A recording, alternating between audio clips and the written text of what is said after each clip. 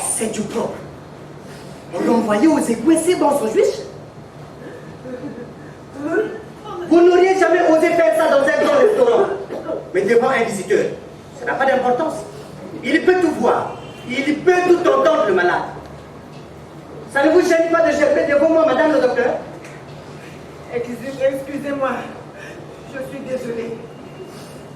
C'est venu si vite. Et c'est la première fois de ma vie. Oh, il y a toujours un début à tout. Même à la fac, j'étais parmi celles qui résistaient bien aux épreuves. À ces déballages de saloperies. Non, non, pas de mauvais souvenirs. Le passé, c'est le passé. Pourquoi dites-vous ça? Et comme ça, le passé, c'est n'est-ce pas le passé? Hein?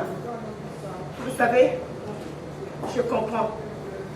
Je commence à deviner pourquoi vous me torturez. La vilaine expression. De la torture, ça? Non, non, de la rigolade. Vous avez assisté à une petite séance? À une vraie séance? Alors n'en parlez pas, vous ne savez rien.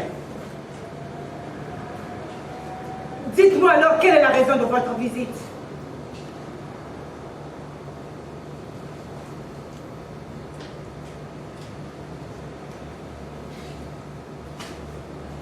Vous voulez que je vous aide? Un médecin ne peut rien sans la collaboration de son malade. Je vous l'affirme.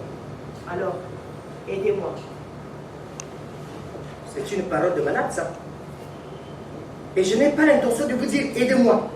Je ne suis pas malade. Ça se saurait. Je suis chef comptable dans une entreprise. On n'a rien à me reprocher. Au contraire, on dit que je fais très bien mon travail. Je pensais que vous étiez voyageur. Enfin, que votre métier vous a mené à souvent voyager. Je travaille en province. Et je viens voir des amis ici le plus souvent possible. Vous n'êtes pas marié. Et vous? Veuve? Divorcé? Divorcé, mais cela n'a pas d'importance. C'est vrai, aucune importance.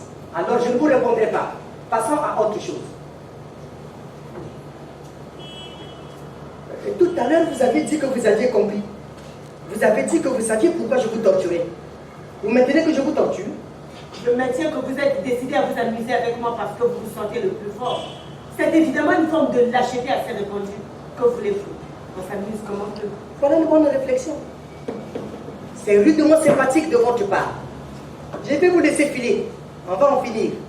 Vous êtes devenu raisonnable. Ça me plaît. Frère, ça me plaît.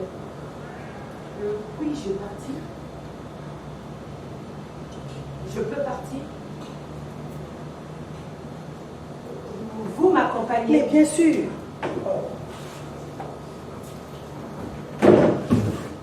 Dès que vous aurez répondu à mes questions.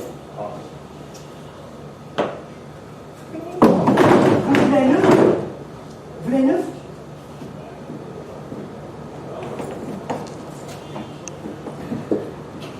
Non, merci. J'en ai mangé un dans le tien. Non, non. Bon, moi, je vais le manger. Nous en avons peut-être pour un moment. Il vaut mieux tenir le coup.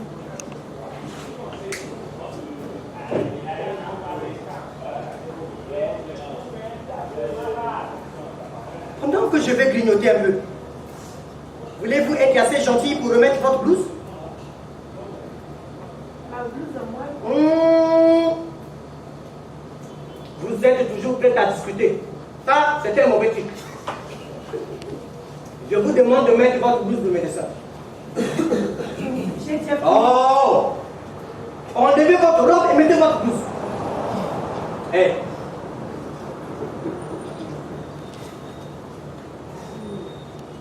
Hé! Non, non, non, non, non, non, non.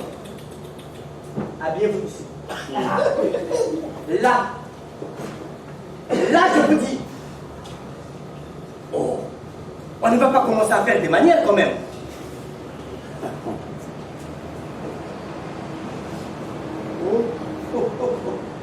Ne vous occupez pas de moi. Je suis capable de résister à mes fantasmagories. Fantasmagorie. Et alors? N'est-ce pas fantasme? Bon, d'accord, fantasme.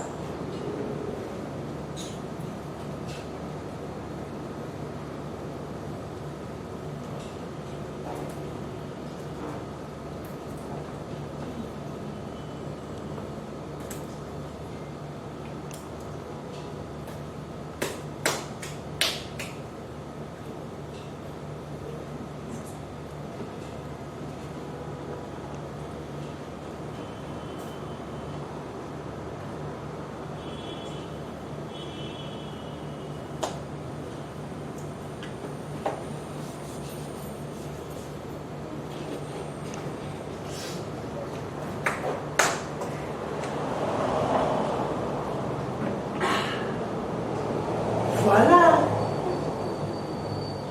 Maintenant, vous êtes en tenue. Je préfère ça. Parfait. C'est beaucoup mieux. Vous comprenez? J'ai l'impression d'être devant un vrai médecin. Si ça peut vous aider, j'en suis ravie. Ah si? Si, ça m'aide. Je ne parle pas à n'importe qui. Je parle au docteur Léon Dumas, neuropsychiatre. Drôle de métier.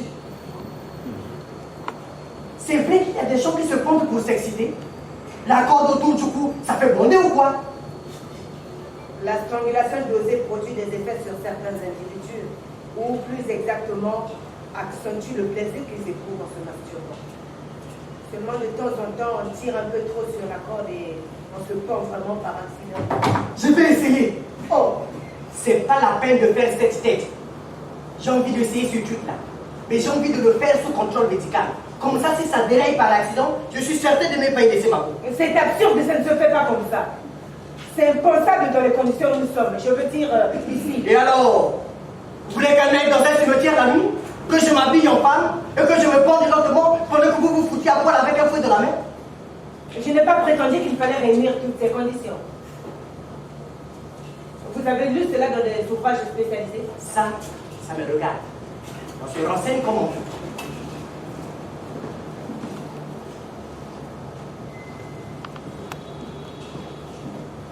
Tenez. Qu'est-ce que vous faites? Allez-y, tirez. Je veux voir quel effet ça procure.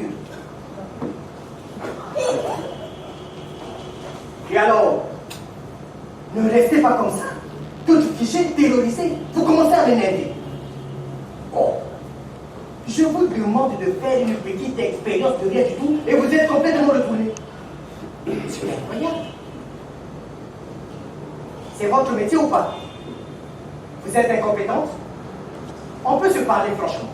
Si vous êtes dépassé par les événements, dites-le. Mais votre expérience ne peut être pratiquée ici comme ça. C'est impossible. Allez chercher quelqu'un d'autre.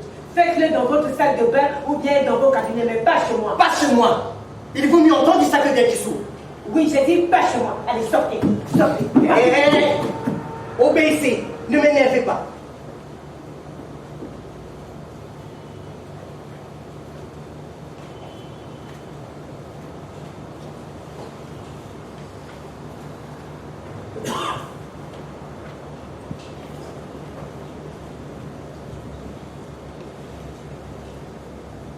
Je vous en prie. Ayez confiance en moi.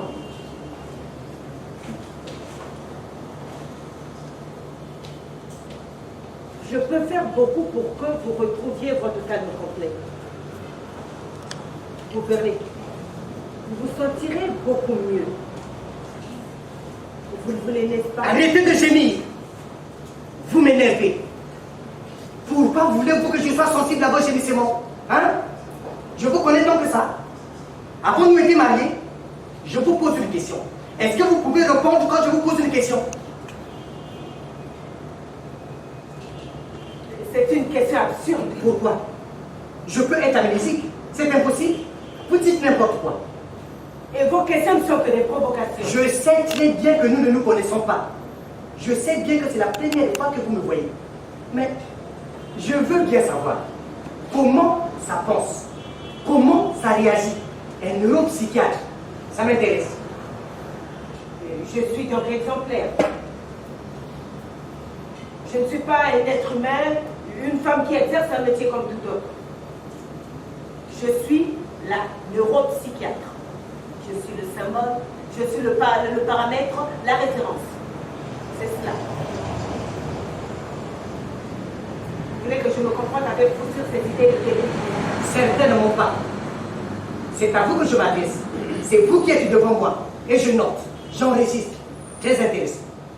Mais pourquoi êtes-vous venu alors?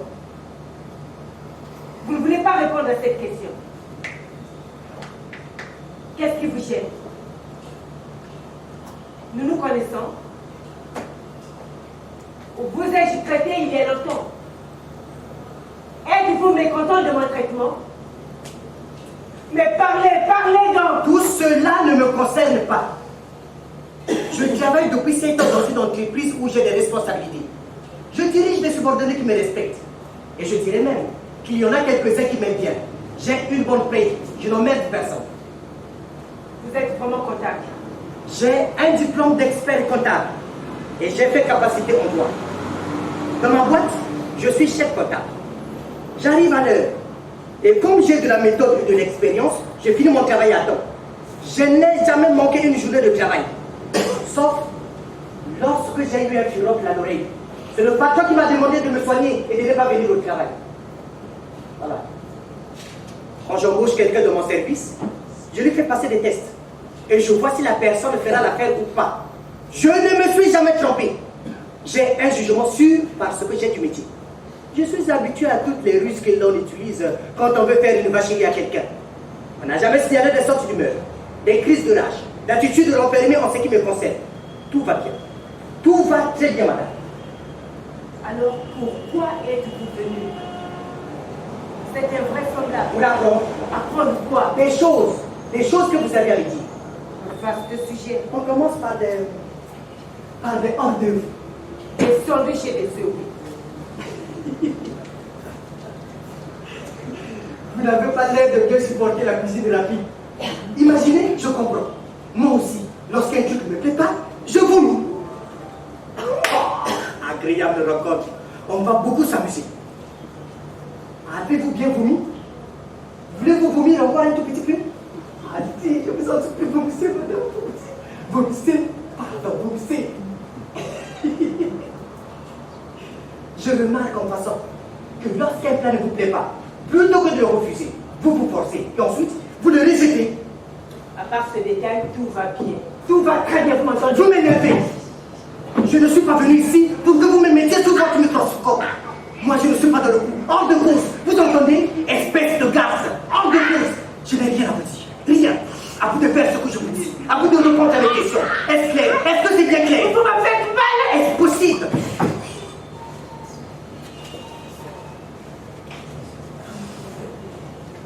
Chère madame, cette agression intolérable dont vous êtes l'objet ne peut pas durer. Je vais faire quelque chose pour vous. Voulez-vous que nous abrégions vos souffrances? J'ai un grand couteau de cuisine dans ma valise. Comme vous êtes médecin, vous êtes en mesure de m'indiquer très exactement l'endroit de votre cœur. Donc, ordre des opérations. Je sors mon couteau.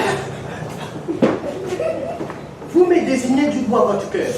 Et je me pense dans ce cœur jusqu'à ce que moi s'en suive. Bon. Ensuite, on m'arrête parce que je suis meurtrier. Mais je suis chez un psychiatre. Et de plus, j'ai un comportement bizarre. Alors, j'échappe à la prison.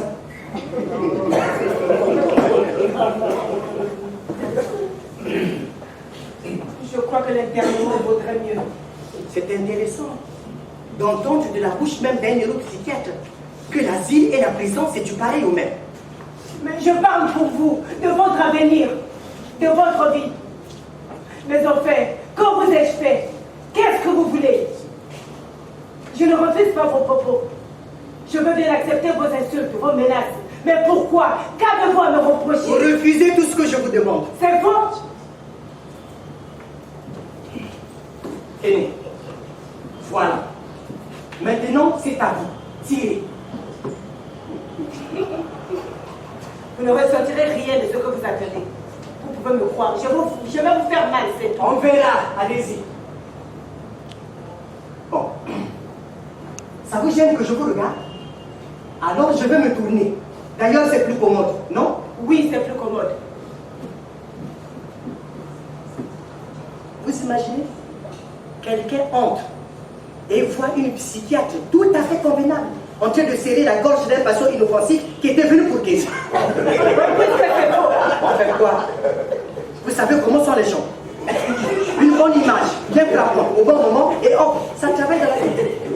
Si je préfère que ce malade en pleine crise de mon boulot a voulu me tuer et que j'étais en état de légitime défense, je ne risque rien. C'est juste. Des pequeños. Ils ne pèsent pas le poids à côté de grosses têtes qui décident de leur sort. Invitez-moi ce genre de banalité. On ne décide pas de votre sort comme ça sur votre mine, ou bien parce que vous êtes de mauvaise humeur. On prend un certain nombre de mesures en toute honnêteté. C'est fantastique ce que vous pouvez schématiser. Avec vous, le métier sera ça. Avouez que je vous le simplifie. Je vous propose une expérience. Et vous êtes là, vous hésitez, vous bavardez. Quel est le cinéma? Vous n'avez qu'à tirer, c'est tout. Je peux tirer un peu trop sec ou un peu trop fort. La strangulation, ça n'est pas si agréable que ça. Quand j'aurai mal, je lèverai le pouce comme ça. Ça vous dit stop. Vous êtes prêts? Allons-y.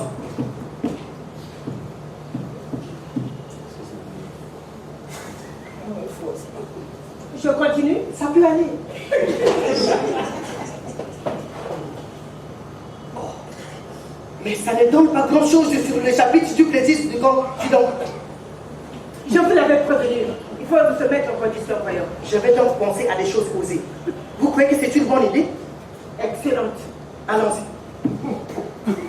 Tirez. Plus fort. N'ayez pas peur, je résiste bien.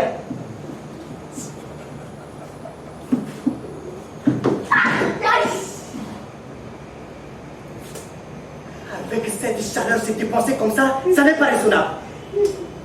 Ouvrez-vous. Vous êtes débraillé. Un courant d'air là-dessus et hop, plus de tout. Je ne voulais pas.